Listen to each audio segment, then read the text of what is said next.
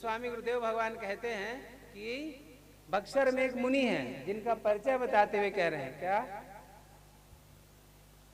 226 गांधी तनया मन चिंता व्यापी गांधी तनया मन चिंता व्यापी गांधी तनया मन चिंता व्यापी हरि बीनु मरहि न किसी चर पापी हरि बीनु मरहि न किसी चर पापी तब मुनि बर मन कीन्हा विचारा सब मुनि बर मन कीन्हा विचारा प्रभु अवतरे वो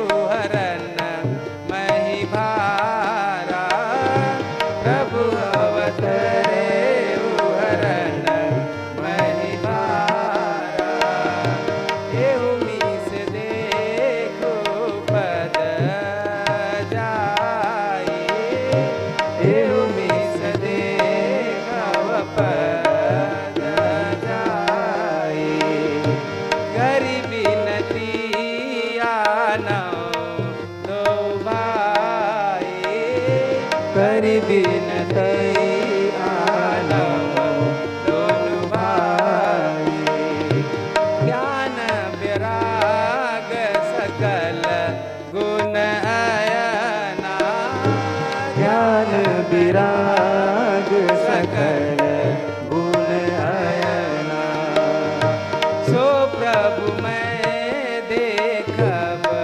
भरि नयना सो प्रभु मैं देखब भरि नयना मुनि आगमन सुनाम जब राजा मुनि आगमन सुनाम जब राजा मिलन गए वौले विप्र समाजा मिलन गए वौले विप्र समाजा करि दंडवत मुनि सनमानी करि दंडवत मुनि सनमानी निज आसन बैठार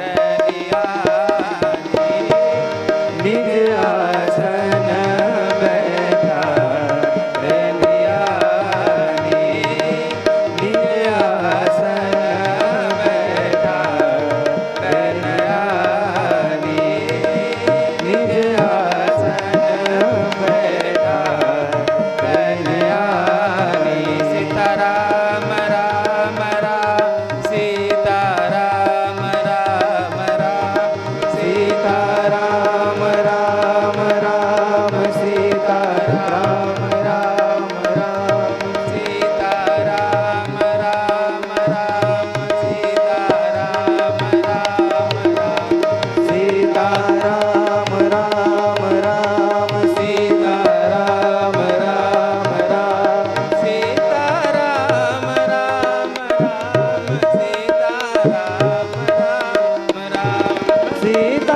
सीताराम राम राम सीताराम राम राम सीताराम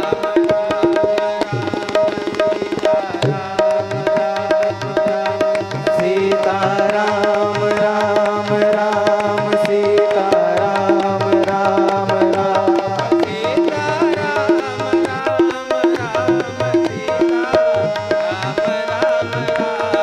सीताराम राम राम सीताराम राम राम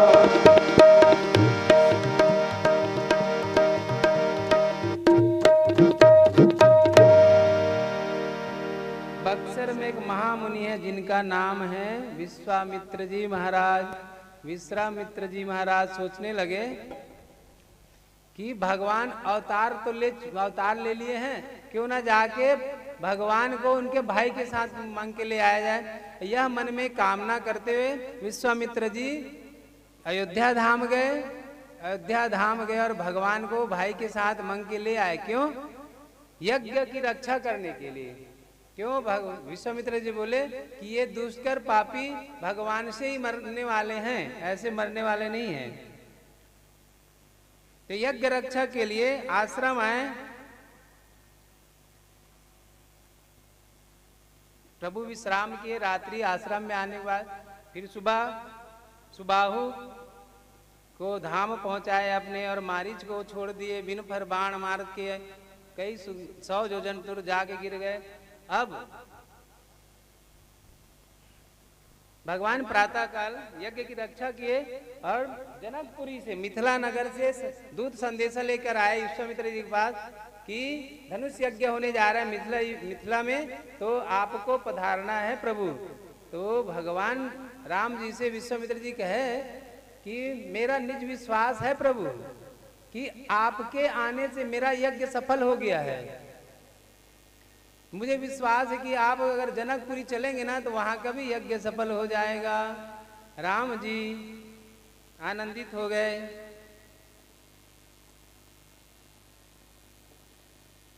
और गुरु जी के साथ चले।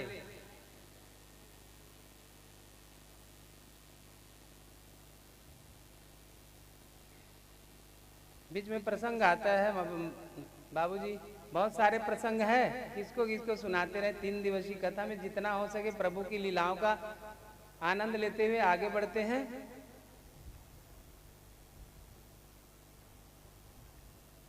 जब भगवान गुरु जी के साथ चलने लगे, कहाँ? मिथिला नगर के लिए। तो भगवान कैसे चलते हैं? भगवान जब जब कोई आचरण किए ना बापूजी, हर्षित मन से किए हैं। अर्थात यहाँ संकेत देते कि हम कोई भी अच्छा कार्य करने जाएं तो हम हर्ष से खुशी खुशी करना चाहिए उस काम को, उससे वो काम अवश्य ही कार्य सिद्ध होता है उससे।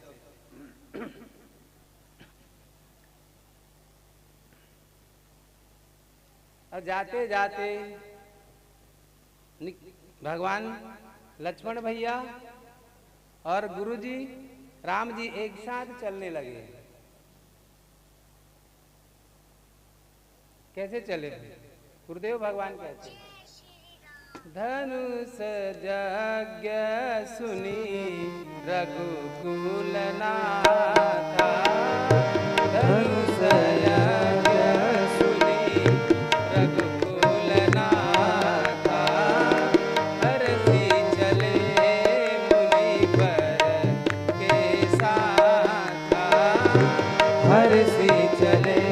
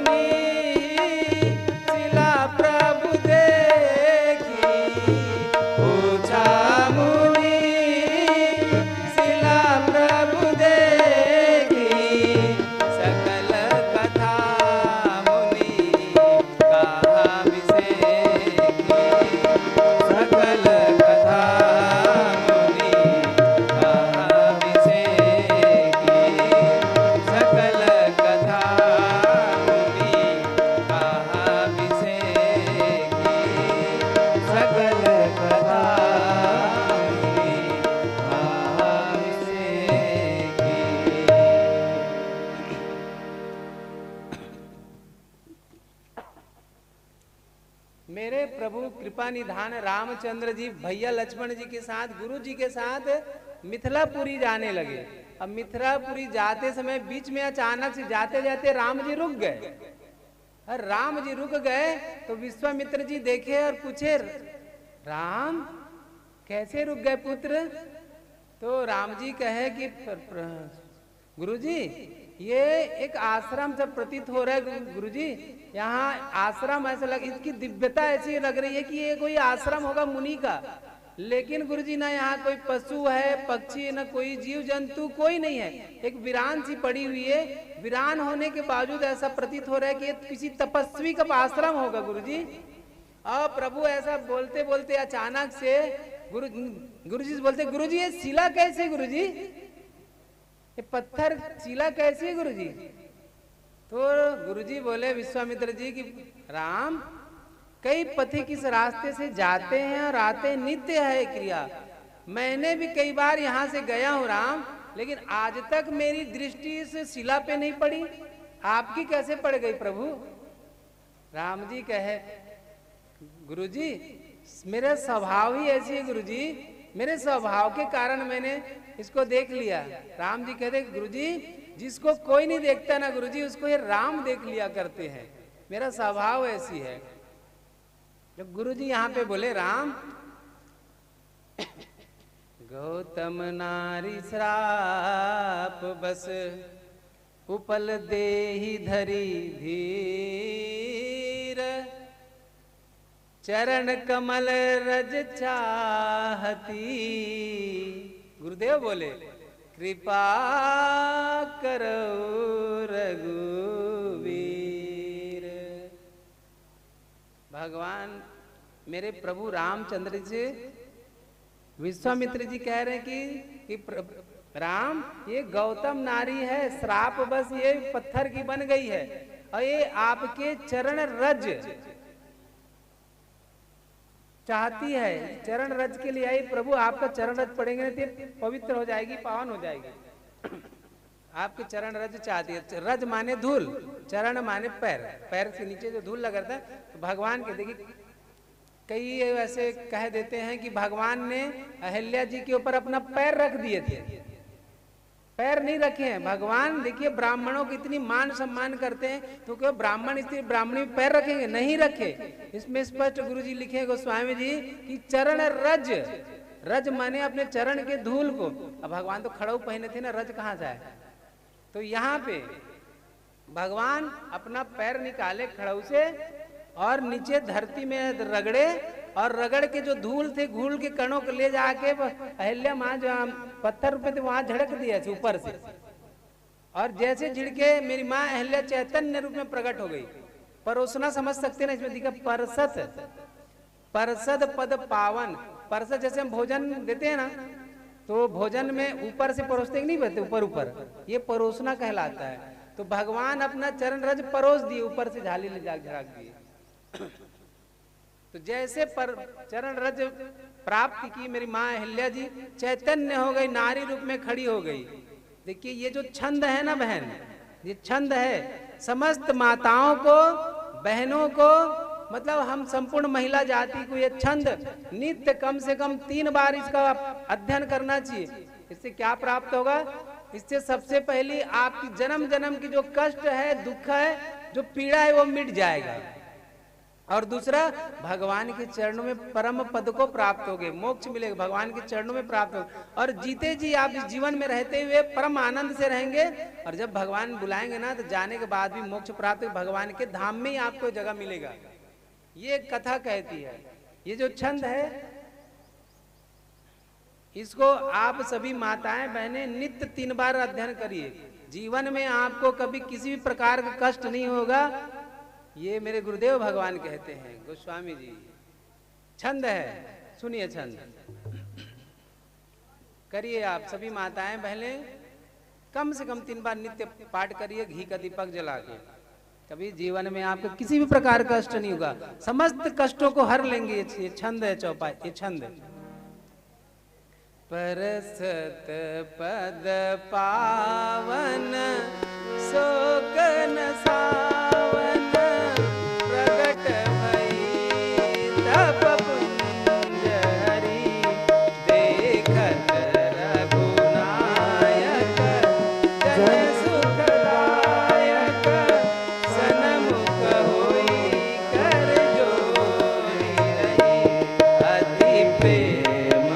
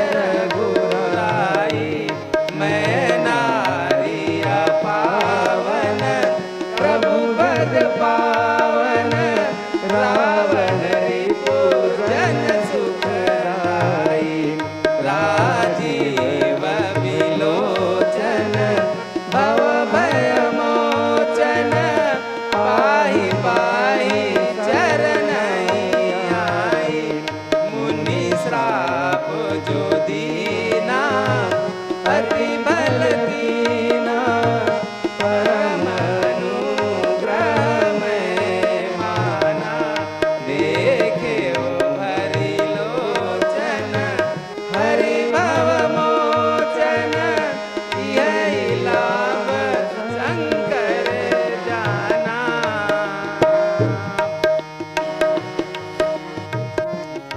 जैसे मेरे प्रभु रामचंद्र जी शिला पे ले जाकर अपने पैर के जो कण है वो झड़के मेरी माँ अहिल्या चैतन्य रूप में हो गई और चैतन्य रूप में होकर प्रकट होकर भगवान को प्रणाम किए। अब मन ही मन प्रणाम करने लगे। रघुनाथ जी को देखकर प्रेम के कारण इतनी अधीर हो गई, शरीर पुलकित हो उठे मेरी माँ की, मुख से कुछ कह नहीं, दोनों नेत्रों में जलधार बहने लगी।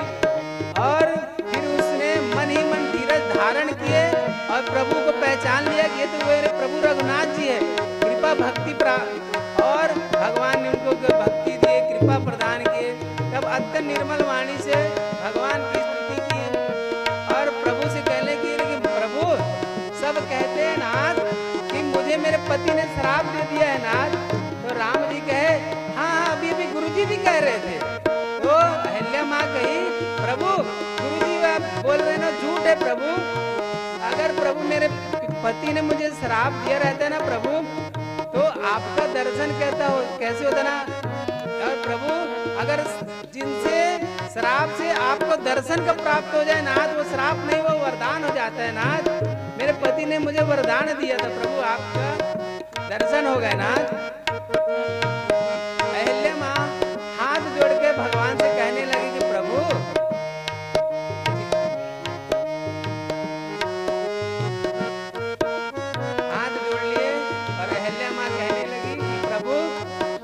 प्रभु आपका चरण कमल के समान है।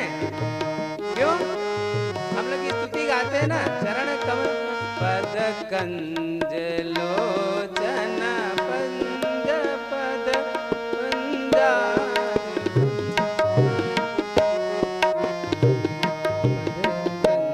प्रभु आपका जो चरण है वो कमल के समान है नाथ। मुझे कोई आशीर्वाद नहीं चाहिए नाथ, मैं कुछ नहीं चाहती, बस इतना कर दीजिए नाथ कि जिस प्रकार कमल के फूल में भौरे दिन रात मंडराते रहते हैं ना प्रभु, उसी प्रकार नाथ ये जो मन है इस मन को आप भौरा बना दीजिए और ये भौरा सदा ही आपके श्री चरण कमल में ही मंडराता रहे नाथ। मेरी माँ अहिल्या जी कहती है भगवान से विनती प्रभु मोरी मैं मति मोरी नाथ नमांगहु बरयाना पद कमल परागा रस अनुरागा मम मन मधुप करे पाना। परम पुनीता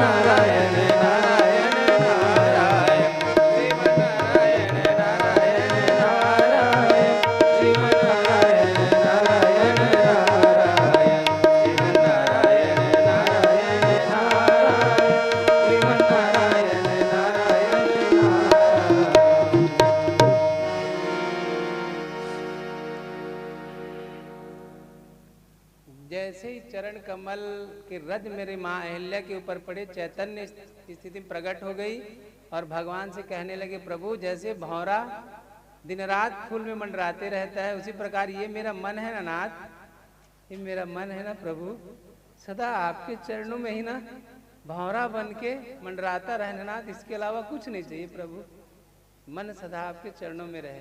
ये मेरी माँ ने कहा। और मेरी माँ फिर भगवान से वरदान पाकर अपने पति गौतम ऋषि के साथ उनके धाम को प्रस्थान किए। यहाँ पर मेरे गुरुदेव भगवान तुलसीदास जी गोस्वामी जी एक अपना निज अनुभव रखते हैं। क्या कहते हैं?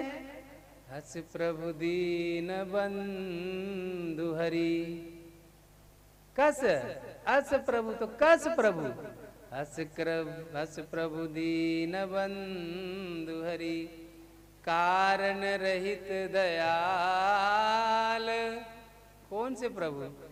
तुलसीदास सटते ही भजो, छाड़ी कपट जंजाल। गुरुदेव भगवान कहते हैं कि समस्त जंजालों को छोड़कर, ऐ सट कहाँ भटक रहे तू, समस्त जंजालों को छोड़कर भगवान के